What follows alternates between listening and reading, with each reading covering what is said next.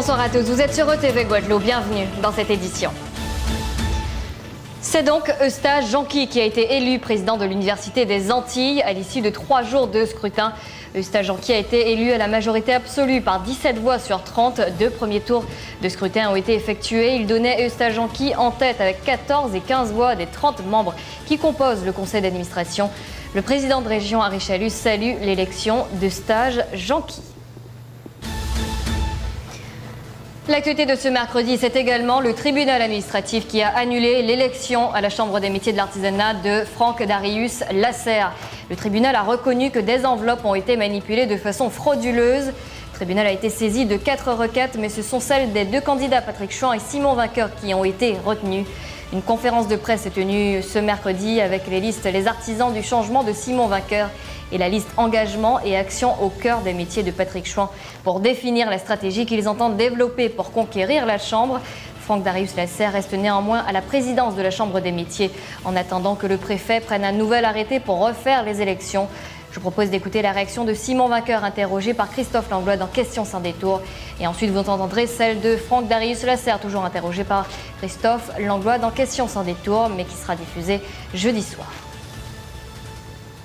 Vous savez, ça fait quelques mois que nous attendons le verdict de la justice.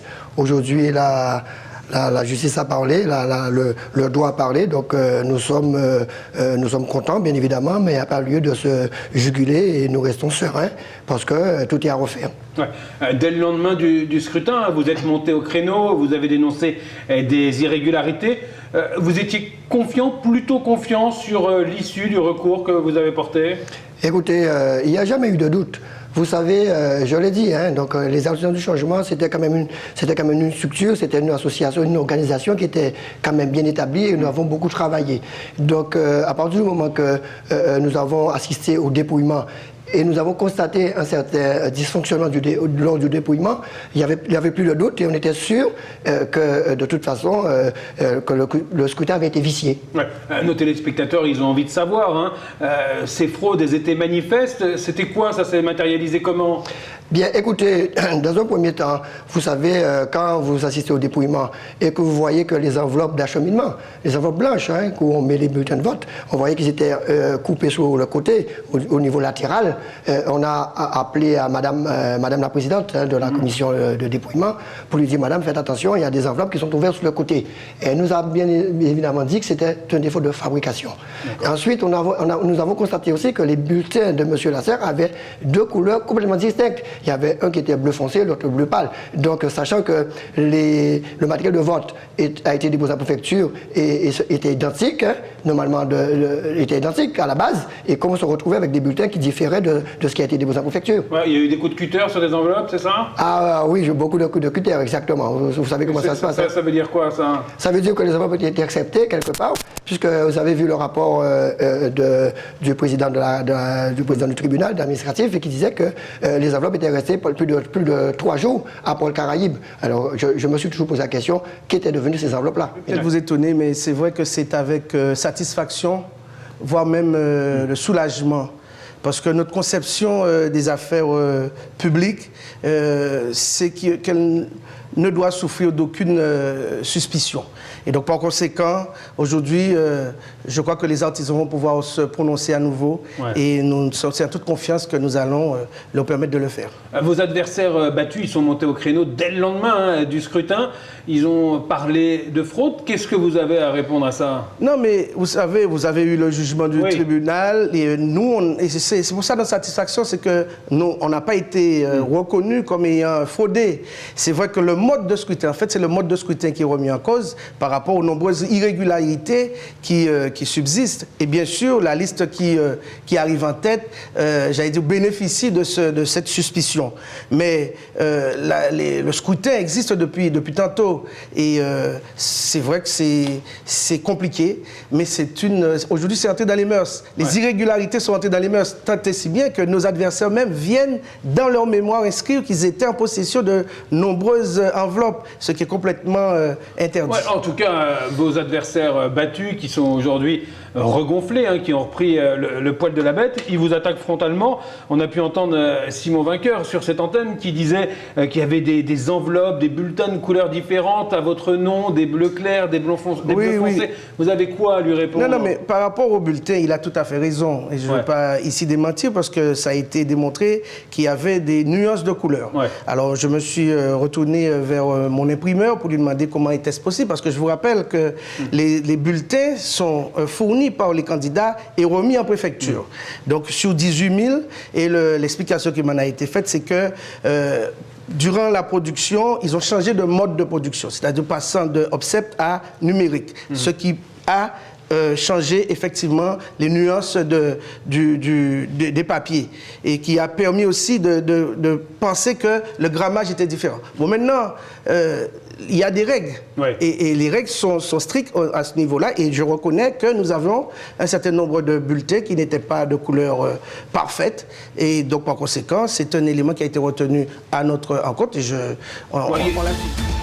Les faits divers, le jeune homme qui a été tué lundi soir à 4 chemins aux Abîmes près de son domicile était connu des services de police. Pour des faits de délinquance multiples, il a été abattu sur la voie publique de plusieurs coups de feu dans le dos. Des coups de feu tirés par un ou plusieurs individus compte tenu de la personnalité de la victime et des circonstances de sa mort. Les enquêteurs de la direction interrégionale de la police judiciaire privilégient pour l'heure la piste du règlement de compte.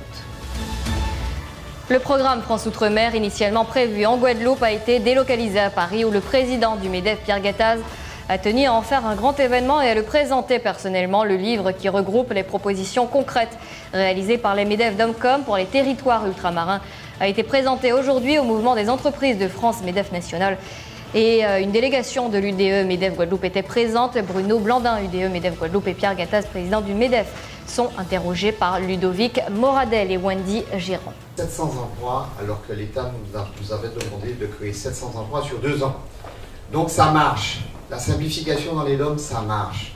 Et nous souhaitons définitivement, s'il y a un seul mot à bien vouloir, je dirais, appliquer aux DOM, c'est la simplification.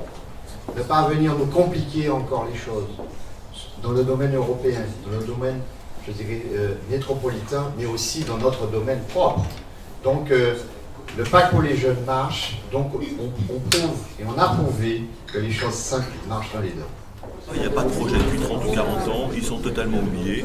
Il y a une administration surdimensionnée dans ces territoires et donc une fiscalité qui asphyxie les acteurs locaux et une complexité administrative incroyable. Donc soit on veut recréer de l'emploi, ce qui est je crois l'objectif de tout le monde. Et bien si on veut créer de l'emploi, il faut aller chercher de la croissance. La croissance, les acteurs locaux peuvent la trouver par tous ces secteurs à développer. Il faut faire confiance aux entrepreneurs, il faut continuer de baisser les charges bien sûr, et la complexité administrative qui est délirante. Si vous voulez appliquer le droit français et le droit européen sur, je dirais, ces territoires-là, c'est les asphyxier de plus en plus. Donc de deux choses l'une, soit on finit de les oublier, le chômage va exploser, c'est d'une tristesse absolue, soit on dit prenons notre destin en main. C'est pour ça que depuis 2 ans, 3 ans maintenant, avec les territoires d'outre-mer, avec les entreprises, les entrepreneurs d'outre-mer, eh bien, nous avons développé ce document qui est une vraie vision, un dessin, une ambition pour ces territoires. À 10-20 ans, on peut tout faire, on peut tout réussir, on peut tout créer, il y a plein de choses à faire, on a tous les atouts. Et voilà quelques propositions qui reviennent à dire, eh bien écoutez, faites-nous confiance, développez un environnement fiscal, social, administratif simple, qui permet l'agilité, la rapidité, la création d'emplois rapidement, surtout pour les jeunes.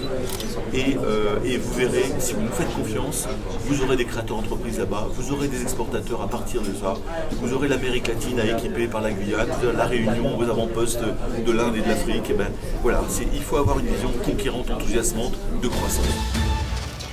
L'actualité nationale, la justice va enquêter sur la réalité de l'emploi d'attaché parlementaire de Pénélope Fillon, rémunérée par son mari après les révélations ce mercredi du Canard enchaîné.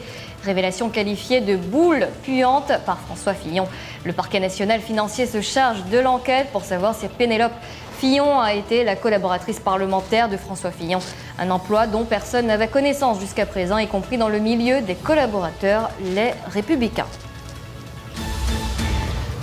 Tout autre chose à présent, éduquer sans punition ni récompense. Est-ce possible quand on est parent? Certainement, c'est en tout cas le thème qui sera abordé samedi lors de la conférence qui se tiendra à l'hôtel Canela Beach du Gosier. Conférence animée par un consultant, formateur, maître praticien en PNL, comprenez programmation neuro-linguistique. Il est avec nous sur le plateau de TV. Bonsoir Victor, Alex, Anaclé. Bonsoir. Concrètement, éduquer sans punition ni récompense nos enfants, c'est possible et c'est l'objet de la conférence. Ah oui, c'est possible. Hein. Vous savez, pendant quelques années, j'ai cru que ça n'était pas possible parce que moi-même, j'étais partisan de l'éducation à la volée. Et quand j'ai vu un peu les résultats que ça avait sur mes enfants, j'ai commencé à chercher, à voir s'il n'y avait pas une autre voie qui puisse être autrement que celle qui m'avait été enseignée et donnée par mes parents. Et je découvrais une autre voie, et c'est cette voie-là que j'aimerais pouvoir partager avec l'ensemble des personnes qui viendront à cette conférence. Donc, à votre question, oui, c'est possible. Comment c'est possible, justement? De quelle manière? Est-ce que ça veut dire que c'est possible avec la programmation neuro-linguistique? Oui, c'est possible avec la programmation neuro-linguistique, c'est possible avec d'autres outils que je mettrai en avant. Mais ce qu'il faut comprendre, c'est que les enfants, ce sont des adultes. Ce sont des adultes en devenir, ils ont besoin d'être encadrés. Et notre rôle en tant que parents, c'est de les accompagner. Je veux dire, les parents aimeraient que les enfants soient différents des parents qui sont aujourd'hui. Est-ce qu'on aimerait que nos enfants reproduisent ce qu'on fait aujourd'hui? Je ne pense pas. Et le but est de pouvoir donner à ces enfants-là d'autres outils. Et mon rôle, ce sera ça. D'autres outils, est-ce que vous pouvez nous en dire plus? Mais par exemple, un exemple simple, la communication non violente, qui est un outil extrêmement intéressant. Comment je pourrais communiquer avec mes enfants sans que je sois obligé de les frapper? C'est ça qui est important, que souvent, la patience, l'écoute c'est un outil extraordinaire qui permet aux parents, mais des fois on est un peu fatigué et la fatigue nous empêche de pouvoir avoir la bonne attitude. Votre justement avis par rapport à la fessée, elle est interdite, vous savez maintenant? Oui. Est-ce que donc vous êtes forcément favorable? Complètement. Alors avec un bémol, souvent cette loi vient d'être votée, bien sûr elle est adoptée. On dit aux parents ne frappez pas vos enfants, mais ce qui est dommage avec les lois en général, c'est qu'elle ne dit pas comment faire. D'accord? Donc le parent qui entend ça se dit, ok, banco, je ne les frappe plus. Qu'est-ce que j'en fais? Qu'est-ce que j'en fais de mon enfant? Qu'est-ce que j'en fais de mon enfant qui court dans les rues? J'en fais quoi? Et donc c'est à cette question de j'en fais quoi, eh bien on aimerait amener une solution parce que oui, ne pas frapper, mais qu'est-ce qu'on en fait? Justement, mais est-ce qu'il y a quand même, je dirais, des enfants qui sont parfois un peu rebelles, un peu frondeurs? Qu'est-ce que vous leur conseillez? Oui, mais c'est quoi un enfant frondeur? Vous savez, un enfant n'est pas frondeur. L'enfant devient frondeur par rapport à quelque chose. Vous savez, les enfants fonctionnent beaucoup par mimétisme. Donc si l'enfant est frondeur, il est important de savoir qu'est-ce qui fait que l'enfant soit devenu frondeur. Il n'est pas né frondeur. Il n'est pas né violent, il n'est pas né hyperactif. Donc un enfant qui devient quelque chose n'est que la conséquence de quelque chose. Et c'est vers cela qu'il faut qu'on tende, plutôt que de se concentrer sur l'enfant qui est frondeur. Est-il n'est pas mieux de regarder son parent et voir comment fonctionnent nos parents? Le parent, en général, est la juste image de ce qu'est l'enfant par la suite. Cette violence, en tout cas, qui gangrène la Guadeloupe, comment est-ce que vous pensez que les parents, finalement, ont démissionné? Je ne sais pas si les parents ont démissionné. Je pense que les parents, au bout d'un moment, ont fait ce qu'il fallait faire, mais ils n'ont pas eu d'autres outils pour faire autrement. Vous savez, quand on commence avec un enfant, on le frappe, mais quand il a 15 ans, qu'est-ce qu'on en fait? Quand l'enfant a 15 ans nous dit, tu me touches plus, qu'est-ce qu'on en fait? Quand l'enfant à 18 ans nous dit, voilà, je suis majeur, qu'est-ce qu'on en fait? Je crois qu'il est important de comprendre qu'on n'éduque pas un enfant à l'adolescence, on éduque un enfant quand il sort du ventre. Donc c'est un travail qu'il faut faire. Donc aujourd'hui, c'est vrai que la violence est là, elle est à la télé, elle est dans les jeux, elle est un peu partout. Comment, en tant que parent, j'arrive à filtrer ça? Est-ce que c'est justement l'un des sujets que vous avez abordé? Complètement. Aujourd'hui, je vais montrer aux parents, avec un enfant de 15 ans, qu'est-ce que je peux en faire?